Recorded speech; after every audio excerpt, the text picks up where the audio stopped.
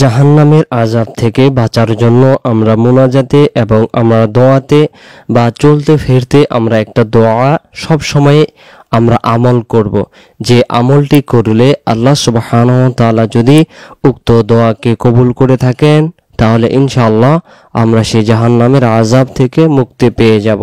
তার মানে আল্লাহ তাআলা অবশ্যই আমাদেরকে এই জাহান্নাম থেকে বাঁচিয়ে আল্লাহ তাআলা জান্নাতে আমাদেরকে দান করবেন।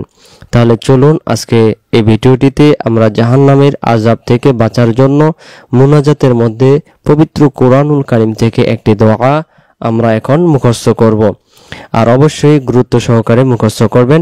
উক্ত দোয়াটি এসেছে সূরাতুল ফুরকানের 65 নম্বর আয়াতে।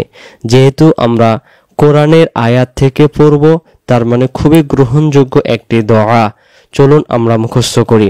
প্রথমেই তার অর্থটা আমরা জেনে নেই যে কত সুন্দর একটি অর্থবচন একটি মুনাজাতের দোয়া। অর্থ হলো, হে আমার রব, জাহান্নামের আযাব আমাদের থেকে হটিয়ে দিন, আমিন। যেহেতু তার আযাব বড়ই কঠিন গ্রাসকারী, জাহান্নামের আযাব আমাদের থেকে হটিয়ে দিন। সুন্দর একটি দোয়া। আমরা বলবো রব্বানাস রিফ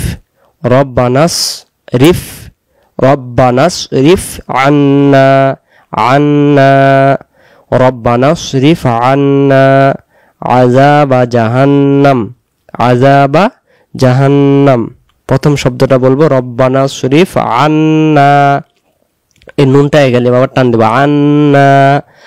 রব্বানাস রিফ আন্না আযাবা জাহান্নাম।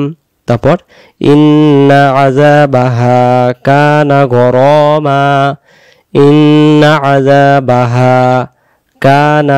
গরামা, গারামা হবে না, গরমা কানা গরমা। ইন্না আযাবাহা কানা গরমা রব্বানাস রিফ আন্না। তারপর আযাবা জাহান্নাম, আবার রব্বানাস রিফ আন্না আযাবা জাহান্নাম। ইন্না আযাবাহা কানা গরমা রব্বানাস রিফ আন্না আযাবা জাহান্নাম। ইন্না আযাবাহা কানা গরমা। ভিডিওটি ভালো লাগলে অবশ্যই জানাবেন এবং এই দোয়াটি মুখস্থ করবেন। রব্বানাস রিফ আন্না আযাবা জাহান্নাম ইন্না আযাবাহা কানা গরমা।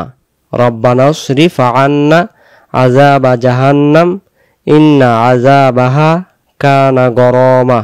আল্লাহ তাআলা আমাদেরকে উক্ত দোয়াটি মুখস্থ করে আমল করা তৌফিক দান করুক, আমিন। ওয়াসসালামু আলাইকুম ওয়া রাহমাতুল্লাহ।